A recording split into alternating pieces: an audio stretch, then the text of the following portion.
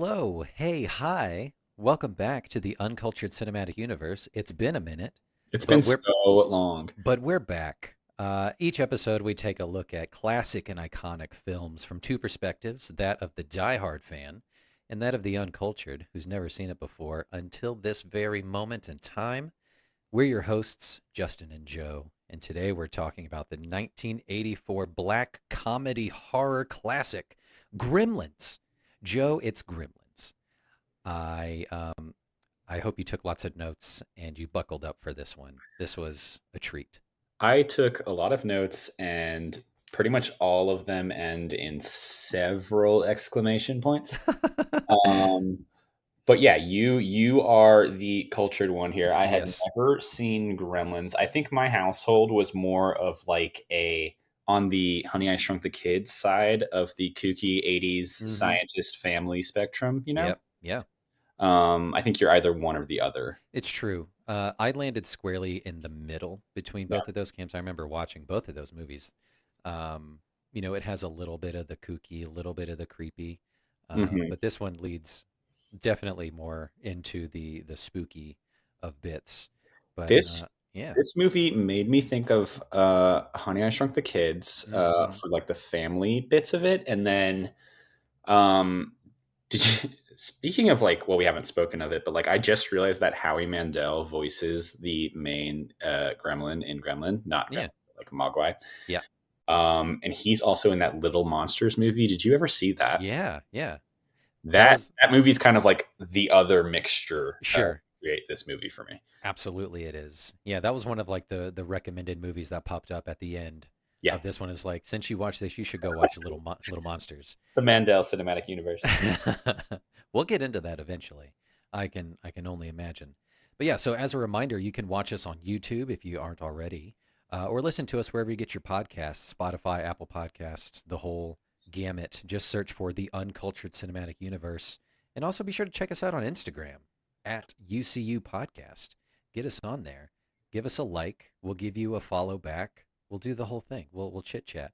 We post every couple days, but it's like it's good content. It's great content. You'll love it. Yeah, so without further ado, be sure to keep your mogwai dry, hungry, and in the dark. And let's get into Gremlins. Joe, let's talk about it, man. Uh, what were your some initial thoughts from this?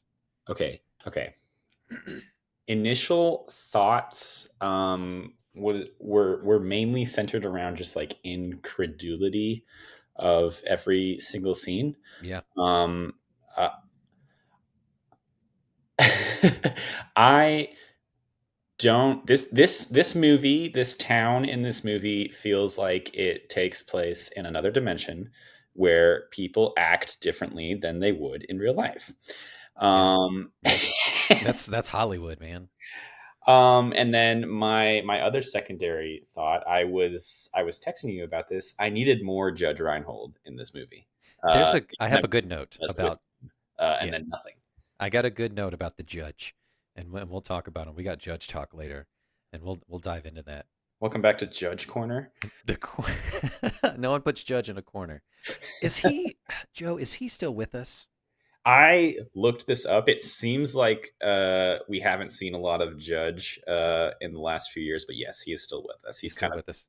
Yeah, he's raking in the Santa Claus residuals. that's true. Yeah, which is funny because this movie was 1984.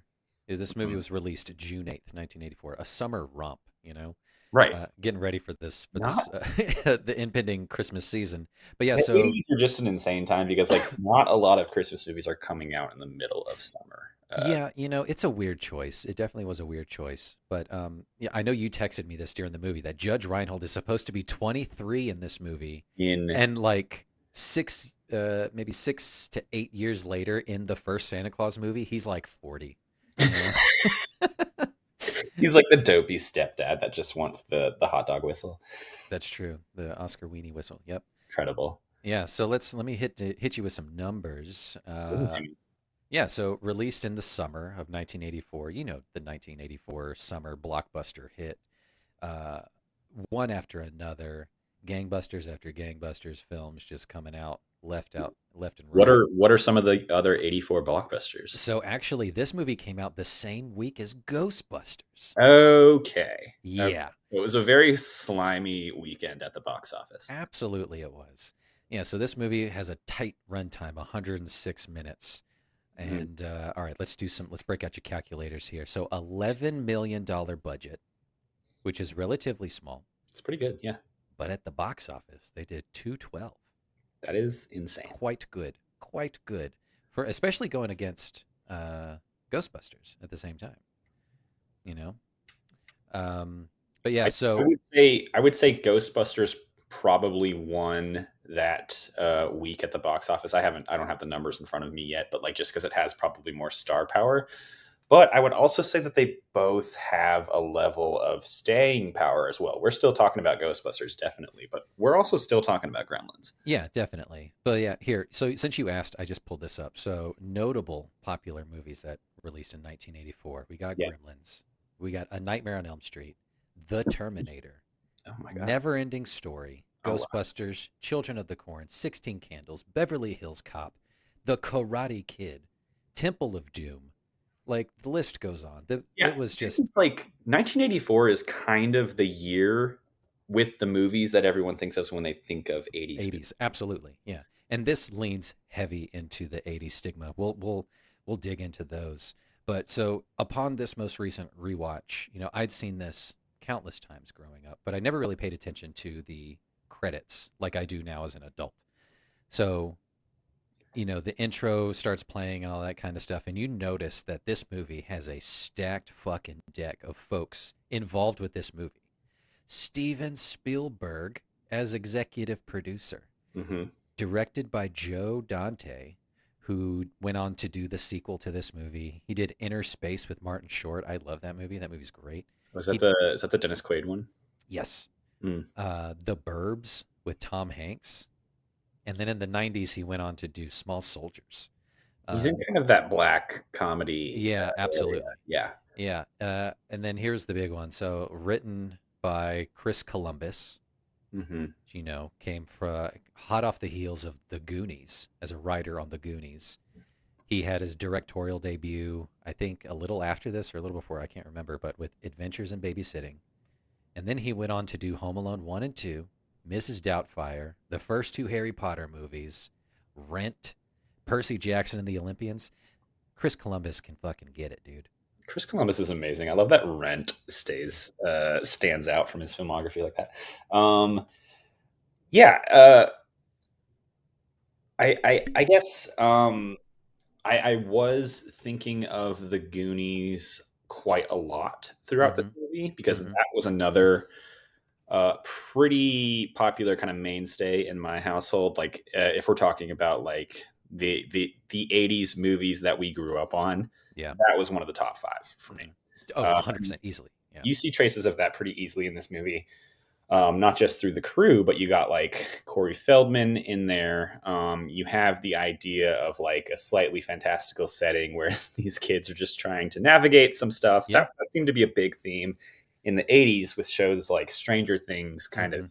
taking advantage Leaning of into the that, nostalgia there. definitely. Yeah, I love that this takes place in like anywhere USA, but it's Oh, it's yeah. obviously like the Midwest or Northeast, where like winters are always cold and snowy. This Halloween is always like primo, fall leaves everywhere. The springs and summers are immaculate. It's one of just my anywhere notes USA. one of my notes is that this is like the most destitute town in America. Is everyone in this town on the brink of poverty and homelessness? Because like It seems like it, right? the main our main character works in a bank, and like every single day people are like on their last dime Yeah. shuttling their children to and from their house and the bank, so that they can make sure that they can still live in their house, while the one older widow just like slowly eats up more and more of the town with Yeah. her ruthless landlording. I know she is definitely a bad character, and I remember you texting me about it that you just were in love with Mrs. Deagle. She's definitely giving just Wicked Witch vibes. Okay, yeah, it's right off the bat getting into this movie, and we can do like the plot description and stuff, but like there were immediate direct Indiana Jones references, Oh yeah. and then also it felt very Wizard of Oz, and I told you that. Hmm. With she's literally wanting to kill his dog. Yeah, like I'll get you, my pretty. Yeah, like she was hamming it up. She was living for it. One last note here about the overview, and I thought this was really impressive. Kathleen Kennedy was a producer on this flick. Goes Why on. do I know Kathleen Kennedy? She is, or just I don't remember, but Lucasfilm president. Oh, She was also a oh, founder. she did. She like basically made Star Wars what it was in the past 5 years, right? Correct. She Okay. helped along with like Dave Filoni and all of them, those folks. Okay. But yeah, she was also a co-founder of the Amblin Entertainment. You know, Amblin with the ETs and um, It's the a good Steven thing to be a Spielberg of it all. co-founder of. Yeah, big time there. So this movie absolutely had, you know, someone sold their soul to the devil to get this stacked, you know, deck of producers, directors, writers, and then you know we got some great actors in there too. Like you mentioned, Judge. The Judge shows up. Um, Phoebe Cates makes an appearance, fresh off of Fast Times at Ridgemont High. Phoebe Cates is in an entirely different movie than everyone else in this She movie. is. She's playing it like dark There are Hallmark some movie. dark ass moments with Phoebe Cates in this movie. Yeah, I love it. And then yeah, like you mentioned, you texted me that like Feldman is in this. Like, of course, yeah. This was one of his first breakout roles into This is film. little Feldman. Like This this is is preteen Feldman. this is baby Feldman, and it's I mentioned this to Ryan while we were watching it. I was like, it's so weird that like 6 to 7 years from now, he's gonna be the voice of Donatello in the second Ninja Turtles movie. You know, he grew up so fast. You His know, most famous role by far. he grew up right before our eyes. We're so proud of him. Um, Much love to you, Corey Feldman. Yeah, Hmm. so let's go ahead and dig into this trailer. Let's look at this. This is fun. Um, it's peak '80s, like you mentioned. Steven Spielberg presents Gremlins. Yes, he does. Billy Pelser has a nice home. Does he? Billy, is that you? Yeah, Mom, it's me. A nice job. Stress. A nice girl. If you're not doing anything this Thursday night, maybe you'd like to go out on a date with me? I'd love to. And loving parents who are about to give him You're gonna like this. No, don't shake it. We're gonna have to open it now. It won't wait till Christmas. the most unusual gift he ever got. What is it? It's your new pet. Come on, Barney, be a good dog. My dad gave it to me. But there are a few things to keep in mind. If you expose it to the light, you may hurt it. If you get it wet, it will multiply. All that from water? They got wet? Yeah, plain water. And most important, no matter how much they beg, never, never let them eat after midnight. Because when they do, they change.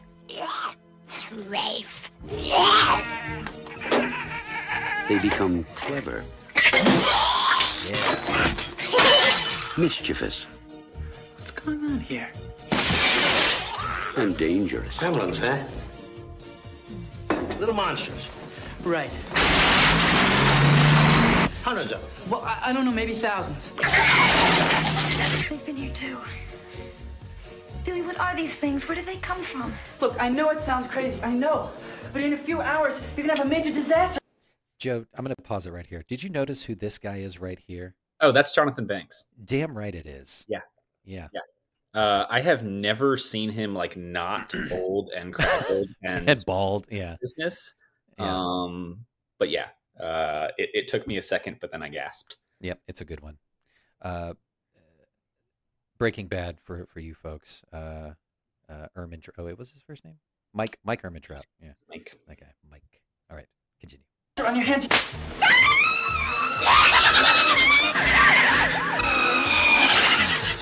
Gremlins, directed by Joe Dante.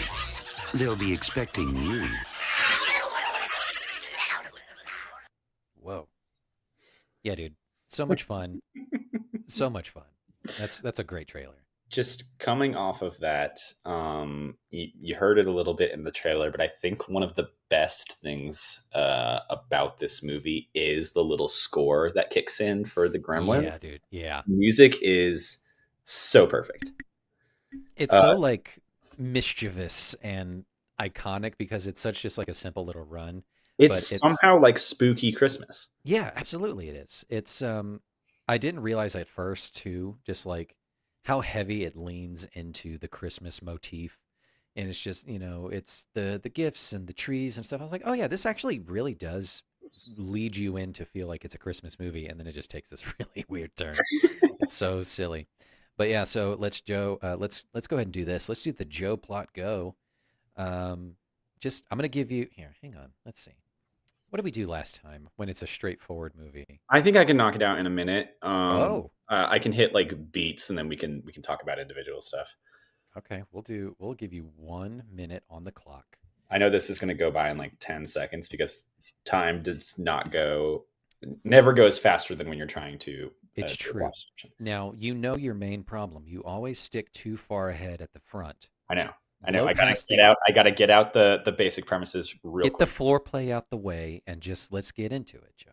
Okay? Okay. All right, you ready? Here you go. In 3, 2, 1, start. Okay. Our main character is Billy. He's a teenager in small town USA during Christmas. His dad is a down on his luck inventor who gets him uh, a small creature from Chinatown that's kind of like a furry little cute pet. Named Gizmo. It's a Mogwai. The guy in Chinatown warns that there's 3 rules with Mogwais. You can't expose them to light, you can't get water on them, and then you can't feed them after midnight or else things might happen. Billy and his family immediately do all of these things without even thinking about them, and then are surprised when things start to happen. Several additional Mogwais come out of Gizmo and kind of hatch. They eventually become gremlins, which are like reptilian versions of Gizmo. They then go and wreak havoc around the town, and Billy and his friend/girlfriend Kate have to go and stop them. It's kind of just like shenanigans during Christmas time and a little violent, and they eventually defeat them with the power of sunlight. Well done. The power of sunlight. It all comes down to that. This movie really devolves into mayhem pretty much at the halfway point. I Yeah. timed it as I was watching it. You don't see an actual gremlin until almost the exact halfway point of the movie. Right. Yeah. Up until that point, they're just like fuzzy. All you see is just fuzzy little Gizmo as the nice little mild mannered Mogwai. And then once he reproduces, it starts to go a little bit kooky because you can tell that the rest of those little Mogwai are little shits. So I told you my thoughts around like no one in this movie acts like an actual human being. It feels like Correct. a different version of reality. Yep. Because first of all, why is the why is the inventor father who can't invent anything useful looking in Chinatown for a random pet for his son who clearly already has a dog that he is very invested in? Why are we getting another pet? Second of all, Yeah. I'm gonna shit on this movie. Do it. When they get this strange creature that should not exist, everyone takes it on face value. That's fine. That's fine. This movie exists in an alternate reality. They they then immediately proceed to dribble water on it. Things pop out of this Mogwai, and then Corey Feldman basically gets bored with it and goes Immediately. he's like, no, I'm good. Like He's like, no, I it's don't cool. care about any of this. Yeah. Yeah. And He, then he immediately loses interest. And he's just like, no, it's cool, man. It's whatever. it's insane. It's my notes get like progressively more and more like all caps Cynical. during this. Yeah. Mainly centered around like, is everyone in this town high on something? Yeah, that's my read on it, right? You touched on it at the beginning of like, is everyone in this town is down on their luck somehow, Mhm. right? Is this an old like coal ore smelting town and like everyone's just like inhaling all these horrible fumes and stuff and makes them a little bit dumber? It I don't know. feels kind of Silent Hilly towards the end because Uh, it gets kind of misty and it seems like the town is kind of very much enclosed in yeah. a bubble, and like there's no one coming in from the outside. One of my notes towards the end was like, how is the American government not like nuking this entire area yet? Um, Yeah. Yeah. and then I wrote down several times some sort of version of like, for humanity to survive, Gizmo must die. Um, Is that what you were hoping was going to happen? I'm afraid we'll have to kill Gizmo because that's the resolution of this film. Like, He's the origin, right? So like by like vampire logic or whatever, do you kill the main one? yeah, And yeah, like does it happen? they Yeah, I could see how they that end would. up they end up like killing all the gremlins, and they kind of solve that. But the very next day, this could just happen again because these kids are so careless. I did have some questions for you. If we're trying to delve into like the logic, the science of gremlins, Yeah. we have Gizmo, who Yes. I honestly loved. Of Gizmo. course. I, Of I was course. I was thinking going into this, I was like puppet. No, love it. Love the design. Love Hmm. his look. Iconic. Paved Iconic. the way for Baby Yoda. All that good stuff. Definitely did. Yep. I love that he sings. Hmm. There's Real cute. just he'll just like randomly just like start like humming in high pitched notes and stuff, and they'll Mhm. just listen to him sing, and he puts on these little performances. I love it. Yeah. I love that he is potentially as intelligent as a human. Like they He can talk, communicate. Yeah. right? He's Yeah. saying words and they're treating him as like a pet. It's strange, but it's also like 80s magic, whatever. Hmm. In terms of the science here, we know that nothing I say here has not been like delved into Of by course. Gremlins fans a million Yeah. times in the Hmm. past 30 years. Yep. We know that Gizmo produces the other Mogwais that Yes. then become gremlins after they eat after Correct. midnight. Yeah. Can Gizmo himself ever become a gremlin? 100%. Yeah. He's not immune to How it. would he do that? How would he become a gremlin? Yeah, is it just like so? Maybe we have to back up and go through the rules, right? Because Yeah. the rules are insane and they don't make sense, but I also like how they're set up to where like they become key plot points throughout the movie because Definitely. they can't be in some sort of like direct sunlight or bright light. That becomes the weapon Yep. against them, right? Hmm. They can't be wet. That becomes how they multiply. Yep. And then they can't be fed after midnight, because that's what turns them from the fuzzy Gizmo stage to the reptilian gremlin stage, right? Correct. Correct. So I guess following that logic, if you feed Gizmo after midnight, he will turn into a gremlin. Absolutely. Yeah. It's open and shut. Okay. Yeah. He's not immune to it. He's still a Mogwai all the same. He It, came from another wet Mogwai at some point down the line, you know? so, well, that's the thing. Like, you in the chrysalis stage of Mm, the Mogwai or whatever it is called before they're in the chrysalis, the Gizmo fuzzy stage, he seems to be pretty nice, but the ones that come out of him are like immediately evil and immediately wanting to transform into their final gremlin evolution, right? sure. Yeah. Yeah. They're a little aggressive for sure, and they definitely have some dickish tendencies. Right, right. Yeah. Yeah, I guess my issues with the rules are that They're too vague, right? They're too generic. there's light everywhere. Hmm. There's water everywhere. What counts as them getting wet? There's water in the air. Mm. And it's also always after midnight, if you It's think about somewhere. Yeah. It's always it. yeah. So That's the main thing. It's like after midnight do to they who? Do they know? Do they recognize does the it like time zones? Do they follow that? Do they follow fucking daylight savings? maybe it's a Right? Groundhog Day situation where it's like 6 a.m. is randomly like the turning point. Yeah, Um, right. It could be. Who knows?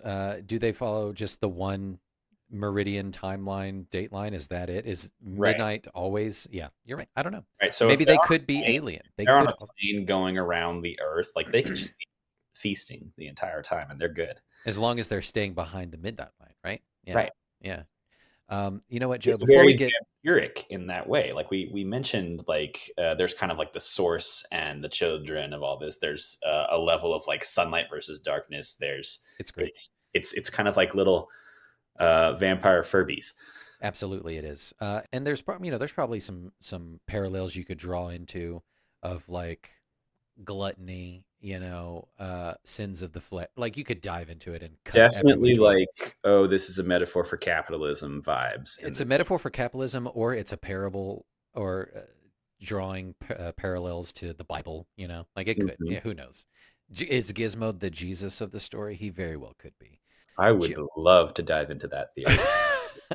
Joe, before we go any deeper, before we get into any headier territory, let's do our cocktail hour. Cocktail Let's hour. talk to me about the cock and tail that you got in your hand right now. What is that?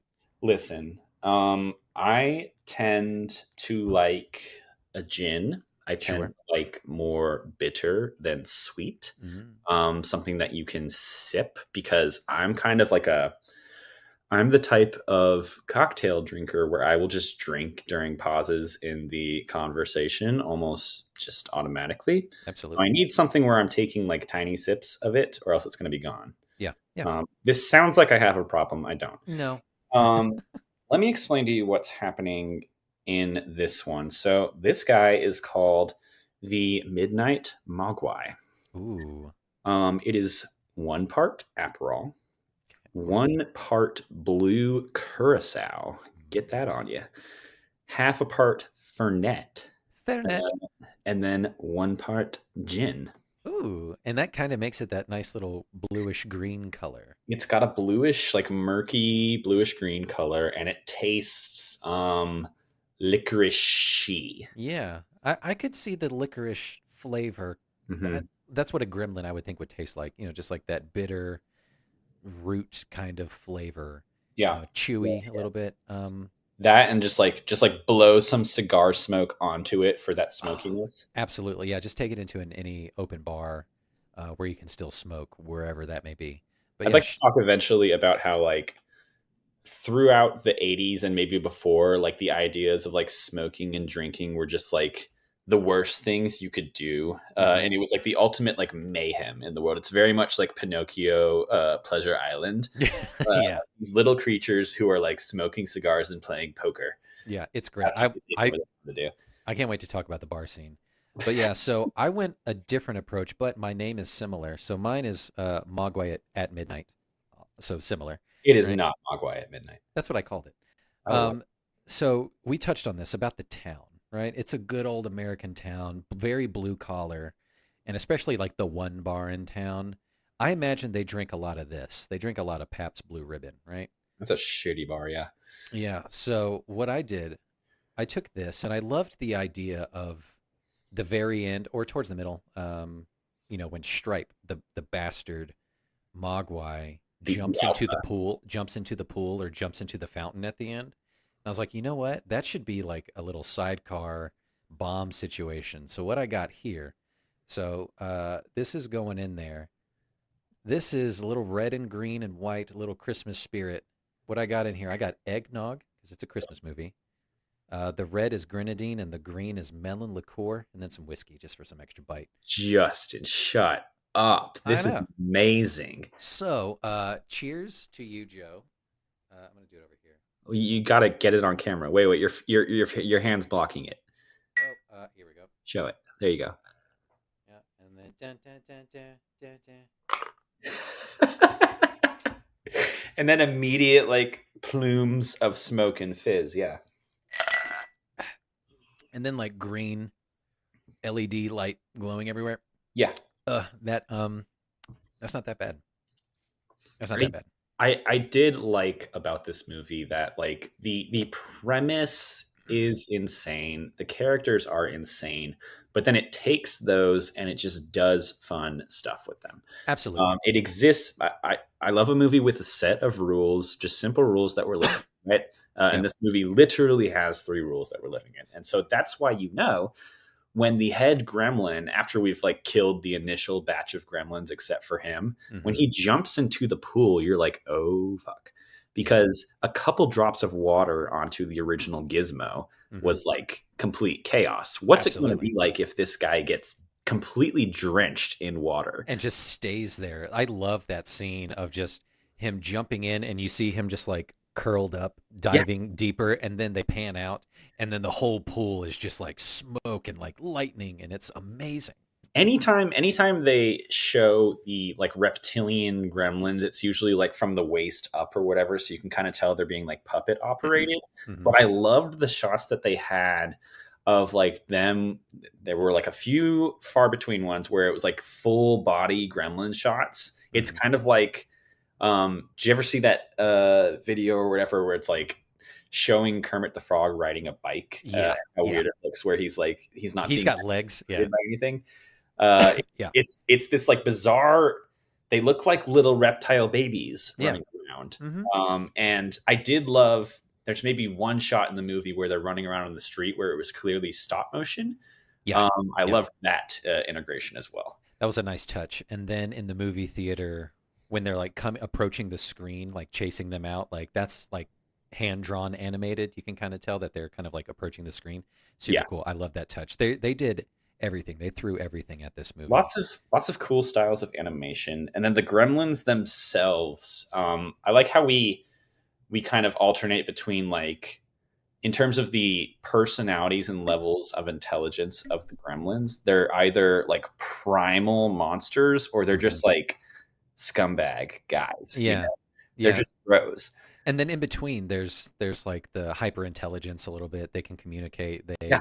They can sit in a chair and like watch a movie. Like it's hilarious the gamut that they run. Like they alternate between like murderous plague and just like the worst people you know. Yeah, just like good time partier scumbag folks. I love it. Uh, so I wanted to talk about some of my cornerstones and connections to this movie before we dive into a little bit more about the production and history and stuff about the film.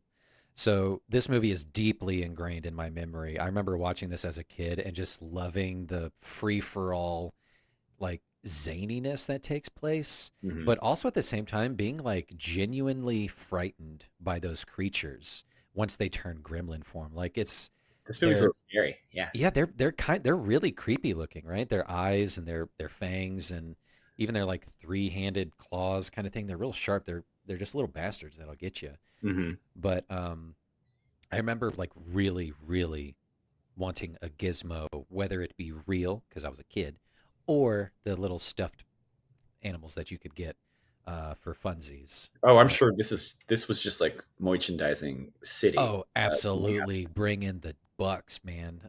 Merchandise, everything just ran the gamut. So this movie sowed in a deep disdain for "Do You Hear What I Hear," the Christmas song. I have never liked it since, but because that scene, okay, so for those of you who don't recall, that song, Do You Hear What I Hear? I don't remember who's singing it or what the original is. It's that classic Christmas song, but it's playing while Billy's mom is alone in the house and she has to go full, predator commando on these gremlins that are attacking her inside the house. And it's so tense and like horror movie of like there's something in my house that wants to attack me and I have to like creep through around the corner while this song is playing, and it's such a juxtaposition, but it always like left like the ick in my brain and my body anytime I heard that song. It's just like, ugh, I don't like it. It's change. The song is Bing Crosby, I believe. I just looked up something. Okay. I want to talk about that scene in particular because that scene kind of feels like the apex point of this movie for me. But it's not. Like, it's like 30 minutes in or like I know. 45 minutes in, but it's So much, so this is good. this is like a clean hour and a half movie, and so much of the end is just kind of like mayhem and chasing around. But this is where they kind of slow down, and this is where I was like, so going into this movie myself, I knew the basic concept. I knew that like Gizmo somehow becomes a gremlin or creates a gremlin, and there's like the rules and stuff. I really didn't know anything about like the actual human characters in the story. Yeah. So I was like, okay, So this is the first time the Gremlins are actually transforming at this house. The mom's kind of home alone. She's kind of clueless as to what's actually happening up in the attic. And I was like, how dark are they actually going to get with this? Because they could just have this could be the type of movie where like she gets brutally murdered and it's almost played for laughs in a way. I did love the progression of this scene because she hears a noise in the attic and she immediately grabs the biggest kitchen I knife she know. can possibly find and It's is ready so cool. to kill. Like I love the backstory that paints for this woman, that she's been through it. You can tell she's over her husband's bullshit of like, yeah, honey, you're a great inventor. Someday it'll work out for you. uh, She's at home doing like Billy Banks taekwondo training. She's ready to kill and kick some ass. I love Phoebe that you caught that immediately. Like as soon as she hears some weird shit goes on, big fucking knife. She's ready. Phoebe Cates and the husband in this movie are in two completely different movies from everyone else, and we can Absolutely. talk about it. But talking about the scene with the mom, some almost like clear comparisons, and I can check my dates here because this may have actually come out after, but it very much felt exactly like Sigourney Weaver in Aliens, like down to the kind of sweaty, mullety haircut with the curls that Sigourney Weaver has in those movies. Mm-hmm. The mom becomes some sort of like sci-fi shoot 'em up person for a good 10 minutes. She kind of owns a little segment of this movie, and it's just from the little bit of research I've done on this movie, I kind of wanted to go into this episode a little bit clean, but I did know that parents took their kids to see this movie because it was PG, and one of the biggest complaints was that it got way too violent with the gremlin parts. Yeah. And I imagine this is probably where that starts to happen because she is knifing gremlins left and right through their face and then tops it off with putting a gremlin in the microwave and not even taking a beat before sticking that fucker on high and watching him explode. So gross and brutal. All while Do You Hear What I Hear is playing in the background. And that's why like it just sticks in my brain. But yeah, dude, she's got the best kills throughout the whole movie, and they're all back to back. She throws one in the big juicer and just like blends them up. She stabs another one to death, the microwave, and then, well, those are the only three that she kills. And then Billy comes in and decapitates one with the fucking Chekhov's sword. One of the things that I texted you, I was watching this movie. So they live in this house where the dad's like kind of this kooky inventor and he's always away on conferences and stuff. But their entire house is just like decked out in these random ass inventions that are supposed to be like making their lives easier, like an egg cracker or like a random ass orange blender thing. Mm-hmm. And I was like, why are there so many of these things that don't work? Why are we spending so much time on them? And then it hit me about 20 minutes into the movie. I was like, oh, I know the gremlins are going to happen. We're going to have a little like kill for each of these machines. Like there were a few scenes with the swords on the wall falling, and I was like, okay, someone's going to pick up the sword at one point. Yeah. Because this is going to become mayhem, and they need to like go home alone on these gremlins, or the other way around. Like I truly didn't know if the gremlins were about to like viciously murder a bunch of people. Yeah, like this movie definitely could have taken either approach, right? And I think they didn't know really which way to go. This movie definitely could have been really effective as just like a standalone one house invasion kind of movie, and it would have been great. Like you said, they could have explored every invention and leaned real hard on that. And like the one invention that they keep bringing up, the bathroom buddy, could have been the one that like makes the final kill. And Right? that's where you kind of draw the line. Like, is this more of like a camp horror classic, or is it like a dark comedy sci-fi type It's thing? both. It's both. Honestly, they lean really hard in the silly, a lot of places, and that's why I think I liked it, because it is so silly and wacky and just peak '80s, you know, across the board. You know, like the '80s definitely were a time for exploration and invention, and this, you know, leans hard into that. You know, think Pee Wee's Big Adventure. around the same time. You know, he had the same kind of Rube Goldberg machines in his house, but they fucking worked. Not this guy. But There was an age of like puppety kind of slimy monsters that so you think of like stuff like the Neverending Story, you think yeah, of Dark Crystal, really like heavy Jim Henson-y style stuff hmm where they can create this level of like movement and characters with personality with things that are very clearly physically puppets like yeah, definitely. and so Yeah, you get a lot more, especially in that age of technology, you get a lot more opportunities for the human actors to like interact with these things hmm instead of it being like a kind of a crappy CG type thing where they can't really like touch it and fight yeah. with. Instead, That's mom is like battling with gremlins on the floor of this house. And it's so cool, and that's what makes it so visceral and real, is because they are real puppets. She's acting against a real thing that she is stabbing, probably, or throwing, literally tossing this lifeless puppet into a microwave. But I wanted to touch on this. This is a really cool thing that I loved. So I think this started, or it might have been a couple other pieces, but this continued like the '80s and then into the '90s trope of the teen lead in the movie Mhm. having the absolute dopest fucking bedroom you could ever imagine. It's always in the coolest places. It's always in like the detached garage or in the attic that's converted. Billy has the coolest bedroom in the entire world, and it's he so rad. he occupies the top floor of this house basically. Yeah, and it's so cool. I mean, and you want to ask more questions, like this is the '80s and he's got his first big boy job at the bank, but he's still living at home with mom and dad. Shouldn't he be moving out? But, '84 was, the Reagan era. It's crazy. Who knows what was Yeah, going on there?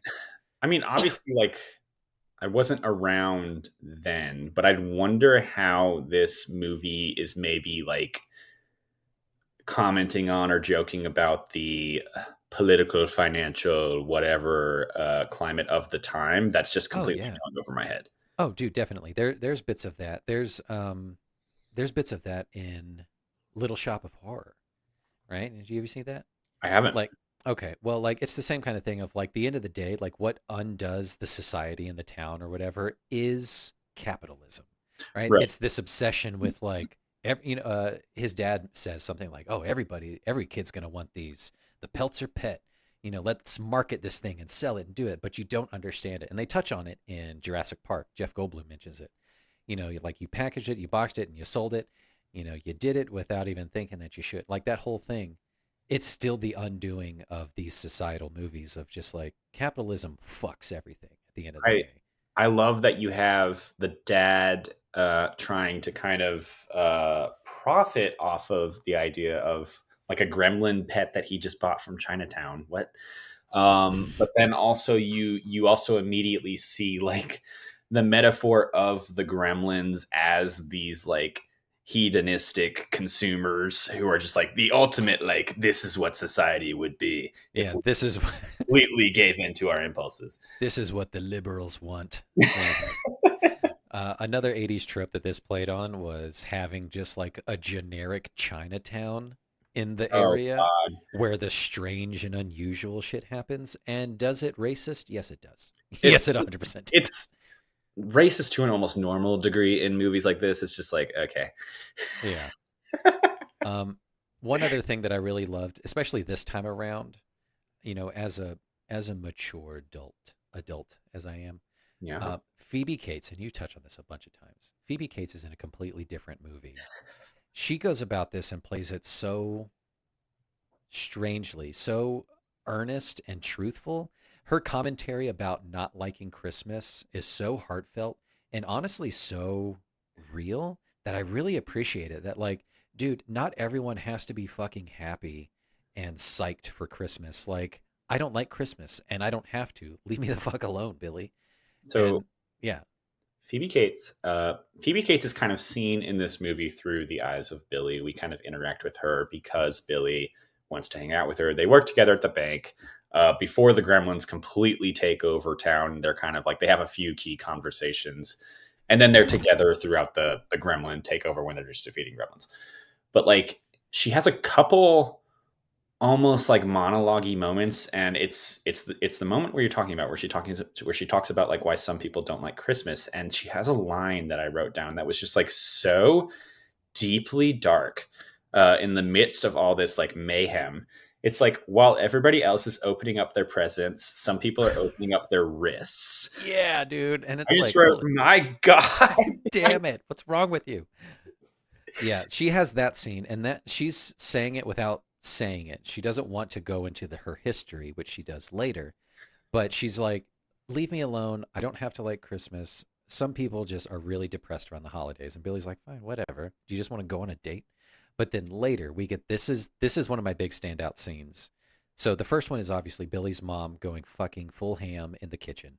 The second one takes place at what I'm calling Exposition Bank when they're seeking refuge, and it's her other Regional monologue. Exposition Bank. And trust, bank and trust. It's it's her other monologue, but it takes this sharp left turn of like, you want to know why I don't like Christmas? It's because my dad died in the chimney when I was a kid. Okay. What is your read on that scene? Because I need to know how bad to feel that I burst out laughing watching that. I remember so seeing it the first time as like a kid growing up, like it blew past me because I was like, this is boring. They're just talking. Bring back more of the cute little monsters that are doing stuff. But as I turned into a teenager and a little bit older and watching it a bunch more times, I love this scene so much because, like you said, she's in a completely different movie, but she grounds it in that reality, and it's such a weird choice to have her bare her soul of this deep, dark moment that happened to her childhood of her dad dying, snapping his neck in the chimney. This movie is like mostly about like the weird consumerism of Christmas when it comes to the gremlin parts, but then her bits of the movie are about like the spirituality and belief of Christmas, which I wish they followed up more on, because ultimately, like, this movie doesn't end as like a "we saved Christmas" type movie. It's more just like we got rid of those gremlins. It's not like we can finally have Christmas now. Like, this movie could have taken place at any time, but like you can see traces of that in her parts where it really just becomes like how, like we're saying, like how different people approach Christmas. And it is wacky that all of that is happening while being surrounded by gremlins taking over the town and getting up to no good and drinking and smoking and playing poker. Yeah. Yeah, they're just having a ball out there, and she's like, you know what? Let's seek refuge in this bank, and I'm gonna bare my soul to you, Billy, and change your entire outlook on how you see me. Because they've had to have talked about that later, right? It definitely came up. You can't just sweep that under the rug. Yeah. He's know? like, we're going to circle back on that next week. But for now, we need to figure out how to deal with these monsters. Out. And like, that sucks. I really don't know what to say, but we need to go deal with all this other stuff. And that's the only reason they go into the bank, is to have a quiet moment, and then they leave immediately. It's very strange, but I love that it grounds her character so much. It's a super dark payoff to her previous comments of like, this is why some people don't like Christmas. It's the darkest thing, but I love it so much. Speaking on 80s tropes, I'm kind of just going through my notes as I was watching the movie here. This movie has like an excellent version of the cop that doesn't believe the kid when all this crazy stuff is happening. So it happens in the Goonies when Chunk is calling the cops about the Fratellis. Yeah. And he's like, Lawrence, is that you again? Yeah. And he starts listing off all the times that he's like prank called the cops and he doesn't believe him. Yep. And then in this example, it's like a heightened level of insanity that like made me feel like I was going crazy, because like he brings Gizmo in and he's showing him to the cops, and the cops are just like, whatever. That's like he's cute. It might as well be a fucking dog. Like, what are we talking about? Yeah. It's great. It plays for laughs, and I don't know if this is a real body count. I tried to look it up, the real body count of this movie, because Gremlins. yeah, there are 2 confirmed deaths but I don't know if those two cops made it out alive because that was a pretty gruesome car wreck that they that they It's a endured. little apocalyptic at the end of this movie. Okay, so I think we have to talk about what was probably the scene that I laughed the hardest at Tell in me, this hit, movie, hit me which with it. I'm thinking is death number 2 that you're talking about. So in Mrs. Deagle, Mrs. Deagle is the God wicked rest her. witch of this town. She seemingly controls the banks in this town somehow. Hmm. She's like a widow who is everyone's landlord and Yeah. not a single redeeming quality about her. Nope. The Gremlins go on their rampage of the town. So Spike or Stripe, the Stripe. alpha gremlin, has Stripe. like jumped into the pool. So there's a lot more of them now. They knock on Mrs. Deagle's door. She lives in this like big old empty depressing mansion. With so many cats. The first part of this that I laughed at is that they knock on the door and she opens it and they're dressed as carolers and they're doing this like demented Christmas song to like scare her. Yeah. It's kind of one of those things where it's just like, do the Gremlins know what they're doing, or do they think this is all normal and they're just like doing it? Yeah. So she screams, shuts the door, gets into, because she's kind of an older woman, gets into the chair that she uses to automatically go up her kind of large grand spiral staircase, and the the Gremlins somehow like chew on some wires to make the chair accelerate at like a Apollo Like Mach 11 1. Mach rocket 1. Yeah. speed.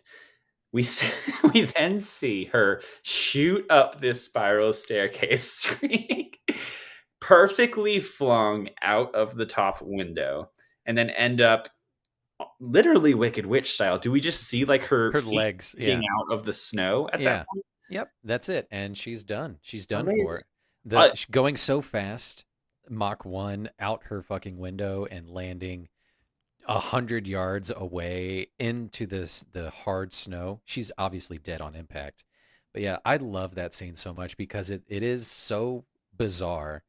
And she shuts the door and she's like, "They've come for me. I'm not ready." It's like, what has she done in her past that she thinks she's getting her comeuppance? So what I want to know now, we've talked about this. She is the lady who controls the bank, controls the property. Now that she's dead, what does that mean for the rest of the town? They're all free. It's like student loan forgiveness. Like Is that it? they Okay. all start over. This town can rebuild as a utopia that is not connected to the rest of America. As Yeah. far as I know, this town is floating out in space on It's an asteroid. This is a similar town to The Village.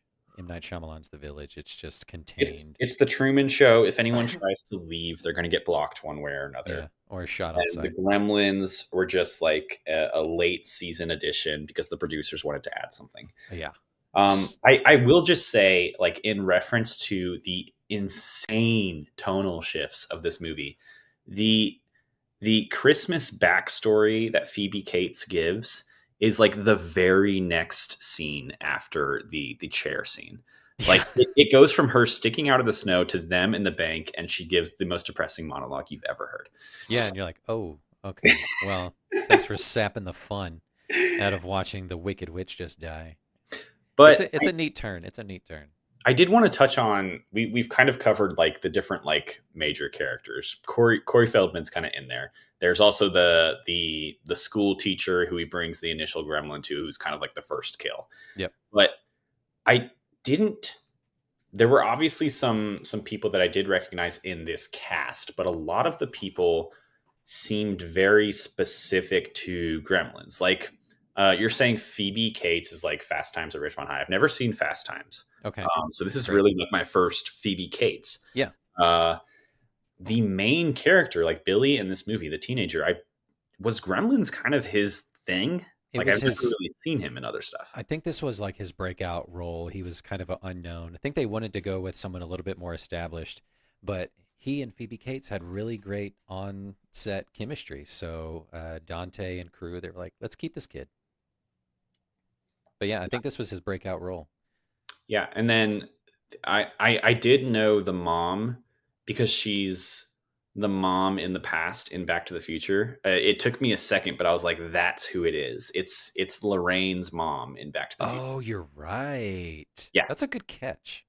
I've yeah. always known her as Billy's mom, but She's got a unique face, but then the dad, never seen him before. I looked him up. He's like a musician or something oh, like that. yeah, he was having fun. He was just trying. He was just there for fun, you guys. You know. And then obviously Jonathan Banks and Judge Reinhold. I just feel like there is a deleted scenes from Gremlins out there that is like Judge Reinhold getting his Gremlins comeuppance later in the film, because like he has a couple scenes with Billy where he's kind of his rival at work and he's He's moving on up. He's and very he's a super creep like to Phoebe Cates at the bar. Reagan era womanizing capitalist, Yep. and then he's out of the movie. Like you don't see him again. Yeah. So there is a deleted cut scene. Shut up. He was supposed to be locked somehow in the bank's vault, and he was going to have like a one-on-one with Billy. Are you And kidding? no, like that's legit. That was supposed to happen. There, you can look Oh. it up. Yeah, he's supposed to be like the Gremlins like locked him in the bank in the vault or something like that, and he was supposed to like bare his soul to Billy or something like that. I don't It know. feels like that They is missed it. They here. missed it. But yeah, he 100% would fit in with Patrick Bateman and all that. He would just He get needs off on some just being. suspenders. He needs to murder someone. He does, but yeah, he is the super creep. But yeah, that's what happened to Judge Reinhold. Um, but yeah, so let's talk a little bit about some of the production and history about this that I dove into. Speaking So of facts, yeah, this was a original story written by Chris Columbus. He wrote this. Um, it was written as like a spec script to kind of show off to potential employers that like, hey, I have it as a screenwriter. I can do this. yep. And Spielberg caught wind of it and was like, "Oh, this is super original. I'm gonna buy it. I'm just gonna scoop it up. I love this." And yeah, obviously it was a financial success, and it spurned a sequel, which I haven't seen. I haven't seen Gremlins 2, but I hear that it's even more wacky and bananas and leans I into more of from the what absurd. I obviously I haven't seen it either, but from what I've read, it's a little more comedic and more like parody-ish. Yeah, like definitely tongue in cheek, leans into it a little bit. Um, but yeah, it spurned that sequel and was a main inspiration for a lot of other kind of like creepy little miniature creature feature movies throughout the 80s, namely Ghoulies and Troll and Hobgoblins. Like just about like multiple little creatures that just wreak havoc on a town or a city or something like that. What's the movie or series of movie where it's just like the little fuzzy balls of things with teeth Uh, or I think that's Ghoulies. ghoulies? Yeah. So that came after this. So this kind of paved the way for that sort of thing. But yeah, we touched on, puppets and all that kind of stuff. And they used multiple puppets, marionettes, and other different ways to capture both the Mogwai and the Gremlin form. Mm-hmm. Um, they definitely, so they originally, crafted the Mogwai form, the small little mechanical Gizmo and all of his compatriots. And apparently, that was such a big pain in the ass. They hated working with that puppet. So when they went to create the Gremlin personas, that's why they're a little bit bigger, is because there's a little bit more armature and a little bit more range of motion that they were a little bit easier to work with as opposed to this small little cuddly thing. Yeah. Um, You can tell Gizmo's like, usually like wrapped up in a blanket or like in a box down there because there's probably like gears so and many levers, shit, yeah. right? So many things there. Yeah, let's see. We touched on a bunch of other things too in here.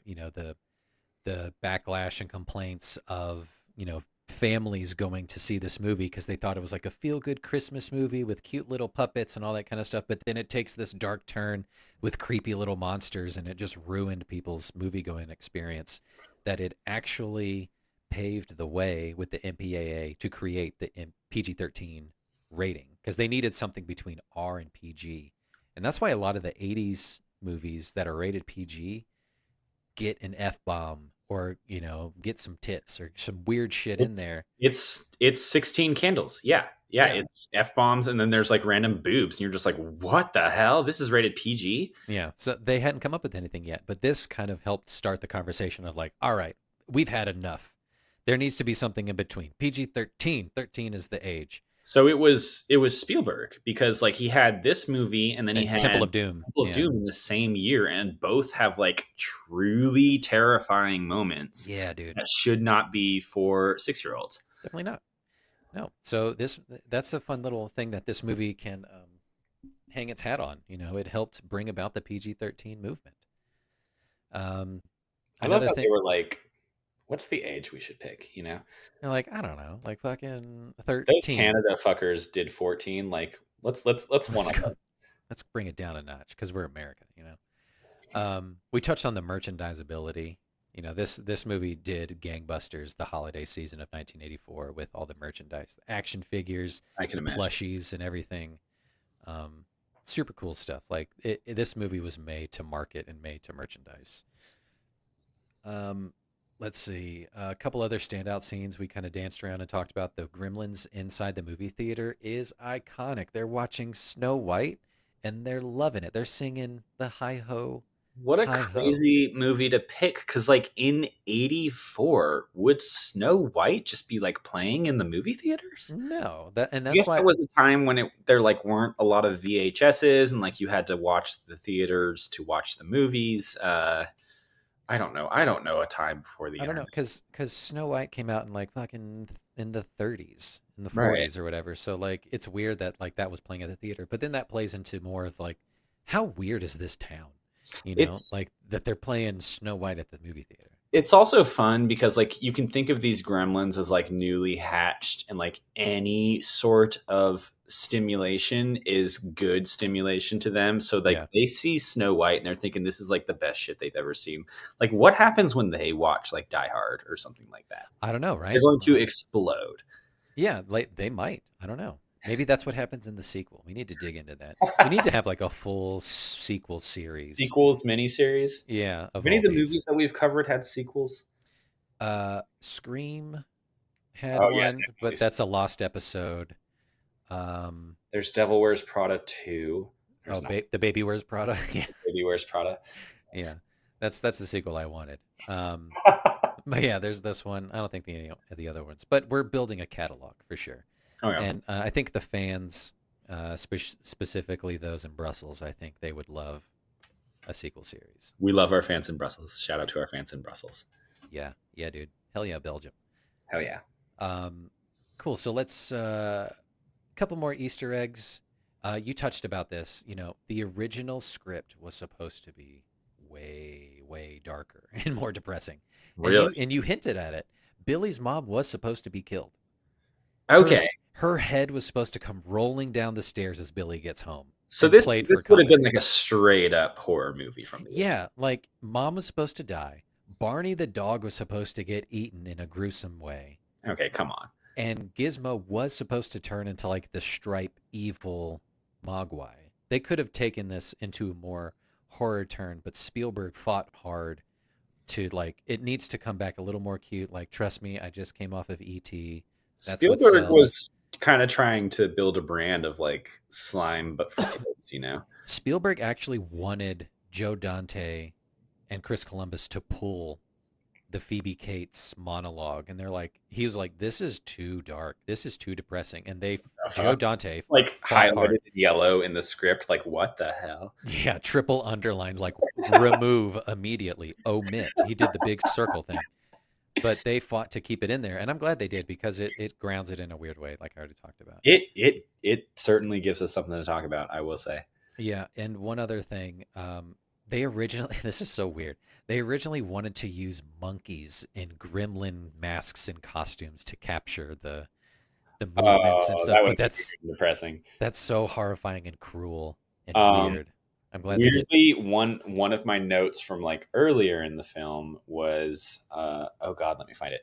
Like, I was trying to figure out like in the initial stage of the Gremlins, like what their objective was, and I was like, do the Gremlins want to eat people, or is it more like a Jumanji Monkeys situation? Yeah, they just want to cause chaos. It looks like they want It's like to. they want to hijack cars and just like drive them into things, right? Okay, so this is one bit that I really loved. So obviously the pro patriot asshole neighbor guy, the Fetterman, Mr. Fetterman, Yes. who's complaining about everything, foreign cars, this and foreign parts. Does not like the foreigners. He doesn't, right? He's very not subtle about it.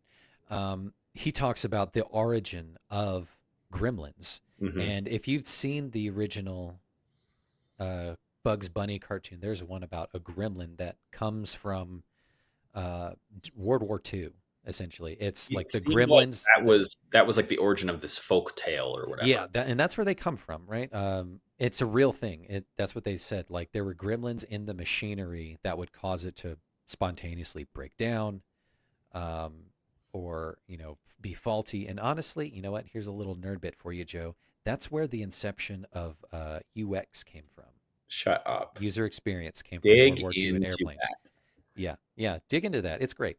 That's the only surface level I can get. It came from war times and building airplanes, honestly, specifically. So you're But talking you're saying the term user experience came from that period of building these machines. I don't know if the term, but the practice of like how to make something usable for multiple people and ease came from that. Of like airplanes are notorious for having like crazy control panels and things like that. And it was just like, how do we make this streamlined across the board for people to use? Listeners, where- for anyone new here, Justin is a famous user experience designer as his day job. And Joe is also a famous user experience manager, also in his day job. So how about that? Just crossing bridges right here. That's And what we we're have doing. a film podcast. This is great. I know, it's so fun. But yeah, so the whole origin of Gremlins being in the machinery and all that kind of stuff, Mr. Fetterman, brings up that lore, and throughout the movie, you kind of see them play into that a little bit. Like when they get into Mrs. Deagle's house and they kind of fuck with the machinery on her chair, like they're just being gremlins about it.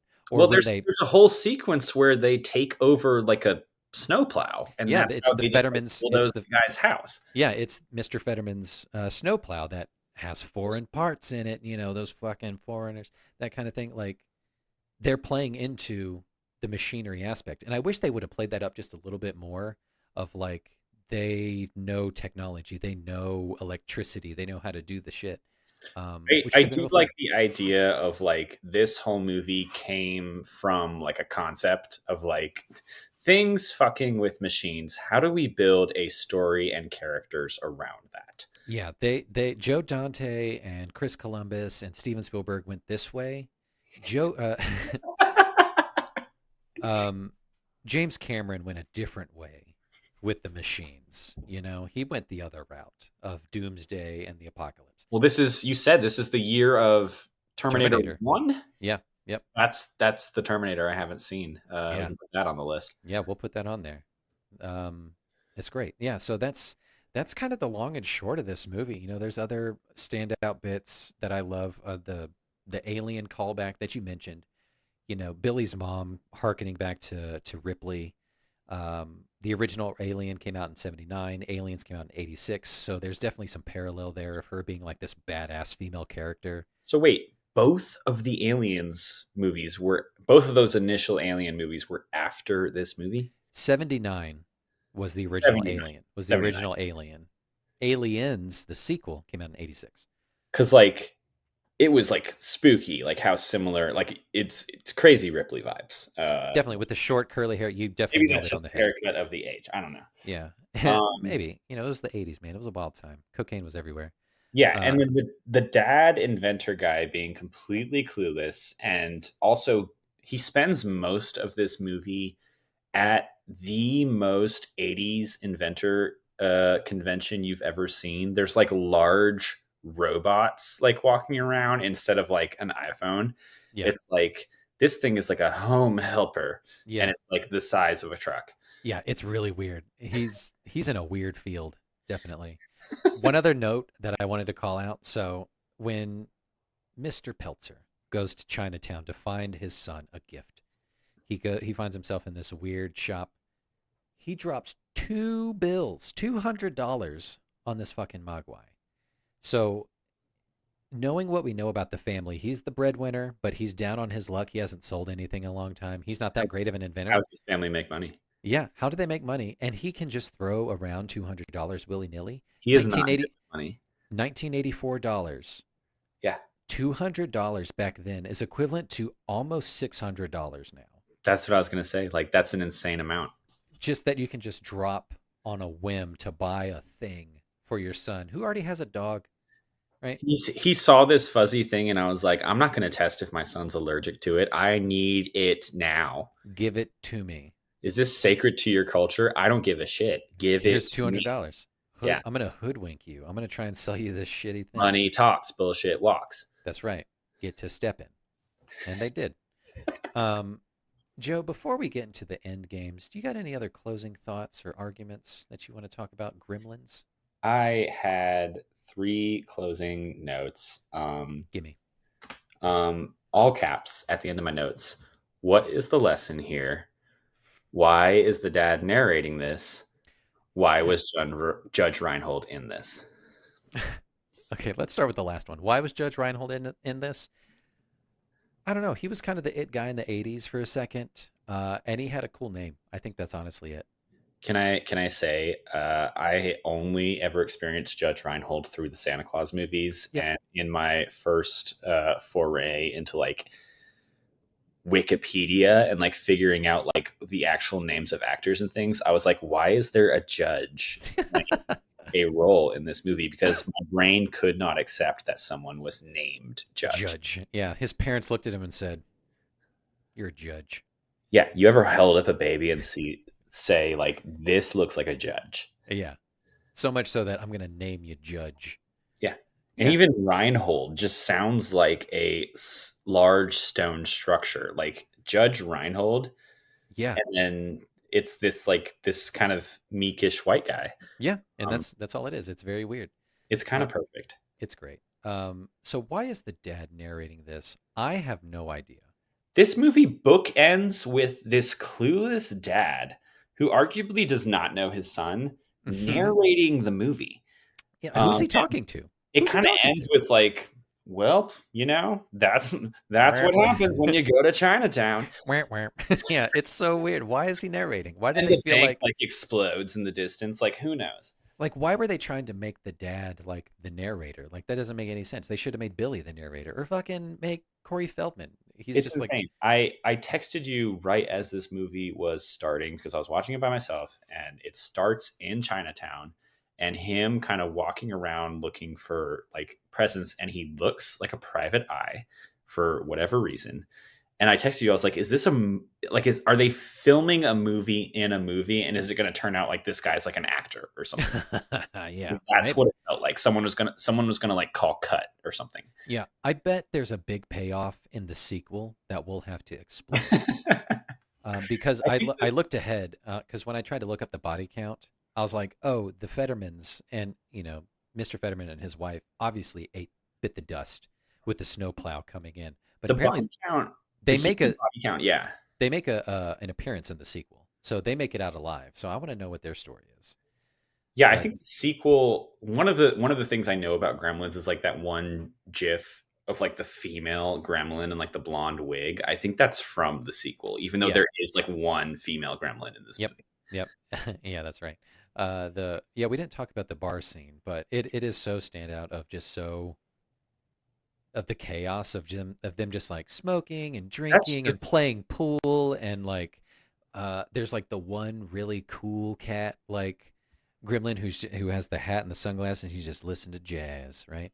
Yeah. And then there's the other weird one that always gets a laugh out of me. It's the ski mask wearing one with the pistol. Oh my God, they're little pistols that came up throughout this movie. They're guns, but they're like miniature. There's tiny pistols. It's hilarious. Where did they get these? It's so much fun. But Joe, I'm glad you had a good time with this movie, and I hope it got you into the Christmas spirit. I know it did for me. This movie will always be a Christmas movie to me, just because of the time of year that I always caught this movie on like TBS or MTV or VH1 or whatever it came on. Yeah. Many times that I saw it. It's a Christmas movie through and through for me, even though it is a little spooky, a little weird, a little kooky, a little creature feature. we talked about like the Chris Columbus connection here, and I think he is very much considered like a Christmassy guy. So he's got Gremlins, he's got Home Alone, obviously, but then like you think of the first two Harry Potters in particular, and a lot of Christmas. people say like those kind of count as Christmas movies. Like it They obviously definitely do. changes with the third one because Mhm. it completely shifts in terms of like Tone. style and aesthetic, but like Yeah. the first two are very Christmassy. Definitely they are 100%. Yeah. Yeah, maybe he's got a penchant for Christmas. The dude just loves that holiday season, you know? Who doesn't, you know? He needs those Not maybe. JINGLE bells, you know? Yeah. Cool. So let's get into the end games, Joe. I am terrified. I've prepared some fun stuff for you. So I wanted to do something different. So we're gonna play what I'm calling Name That Cryptid. Name that cryptid. So I couldn't come up with the right name. So we got Name That Cryptid that we're gonna play. But I also wanted to take a different approach. I wanted to say, does it cryptid? So I came up with something completely different.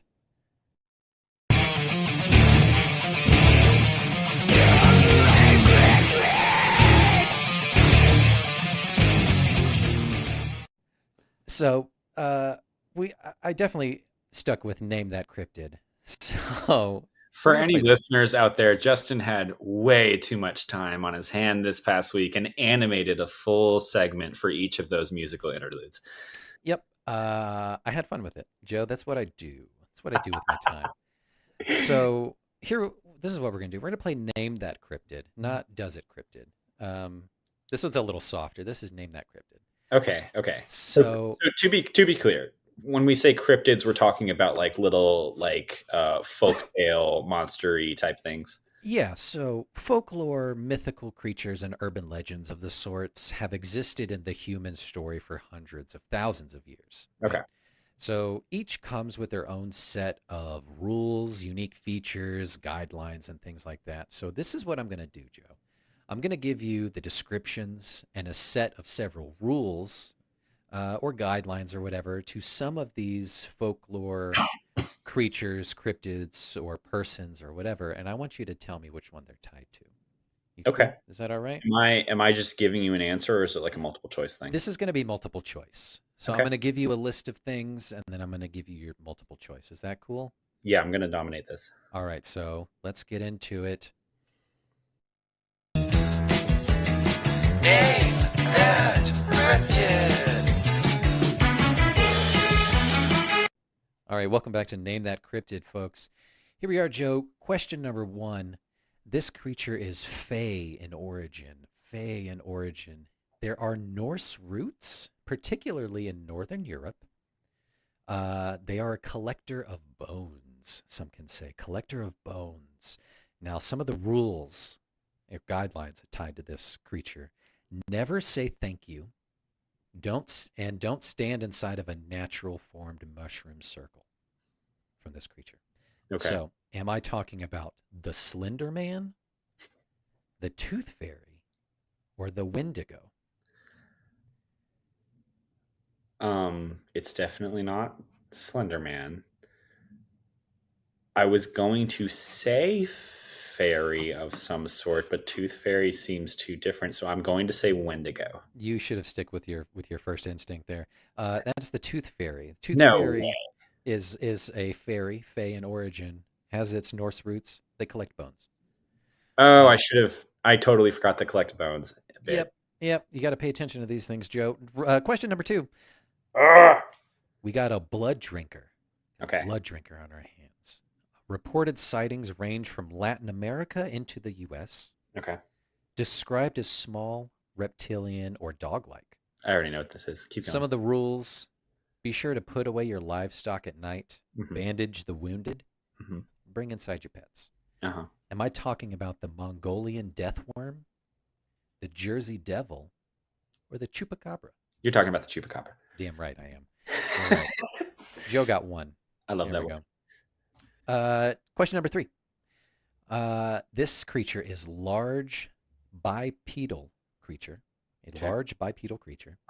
purported to inhabit the Himalayan mountain range in northern Asia, Okay. and may also be related to the Bigfoot himself. Alex, is there a Disney roller coaster associated with this creature? Who Sorry. knows? Who knows? The rules are avoid the mountain slopes at nighttime. Am I talking about the Yowie? Am I talking about the Yeti? Or am I talking about the Mothman? The only rule is to avoid the mountain slope at nighttime. Yeah. I believe it is the Yeti. That would be correct. We're talking about the Yeti, folks. Question number 4. You're doing great so far. You got 2 out of 3. Question number 4. This creature mourns children whom they've drowned. Oh. They are known also as the Weeping Woman or the Wailer. Okay. And if the cries seem close, they're far away. But if the cries seem distant, they are near. Beware. The rules: don't wander off in the dark, especially near bodies of water. Am I talking about the Beast of Bodmin Moor, Bloody Mary, or La Llorona? Those rules seem just like general good rules to follow in general. It is definitely La Llorona. Correct. You nailed it. Having grown up in South Texas, I can tell you that folklore is alive and well. Scared the shit out of me as a kid. Is it like Hispanic in origin? Yes, it is. Okay. Yep, it is terrifying. Look it up. La Llorona is terrifying. Yeah, there's a relatively recent whole ass movie about it. Yeah, I haven't seen it. But here we go. Last question, number 5. Save yourself. Get 4 out of 5, Joe. Okay. This creature is often conjured to reveal the future or your demise. Ooh. It is best witnessed in group participation play. Okay. And the origin could be linked to a real historical figure, a number of historical figures, in fact. Okay. Some of the rules: don't look into the mirror alone at night. Am I talking about Bloody Mary, the Candyman, or the Lady in White?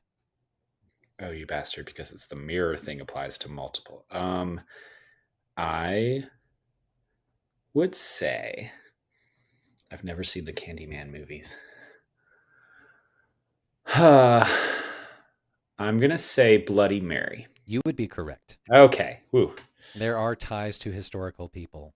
Mary, Elizabeth, or whoever. That's what got me. But the Candyman also does something mirror similar. stuff, Does something right? similar. Yeah. So you got 4 out of 5 there, Joe. Not bad. You did pretty good in Name That Cryptid. Name that cryptid. All I right, Joe. would love to see how you can possibly bring that animation and musical cue back in future episodes. I think I might reuse it, or I might reuse the other one. Does a cryptid?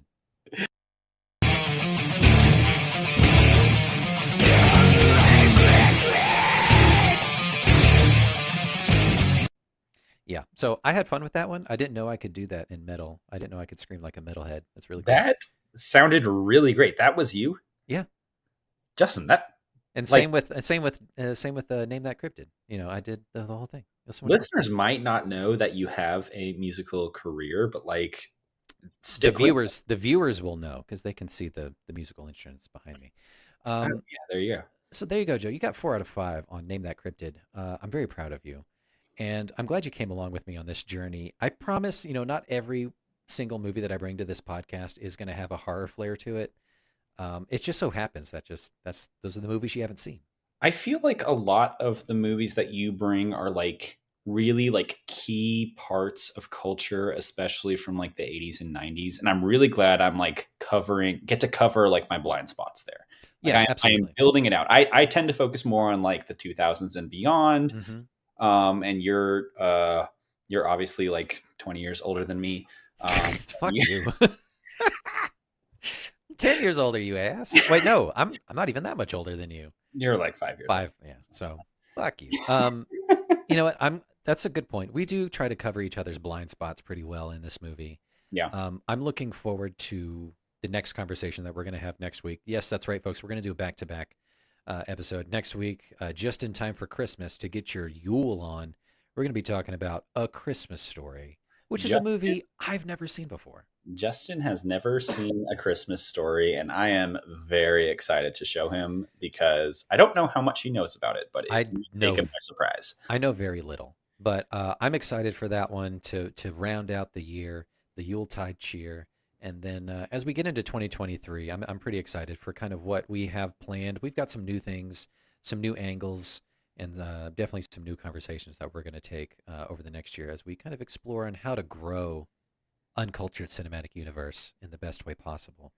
But Joe, thanks for coming along. I had a blast. I hope you did too.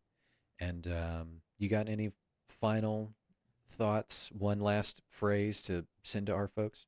Nothing at all. Let me know when you want to watch Gremlins 2. Hell yeah, we'll add it to the catalog.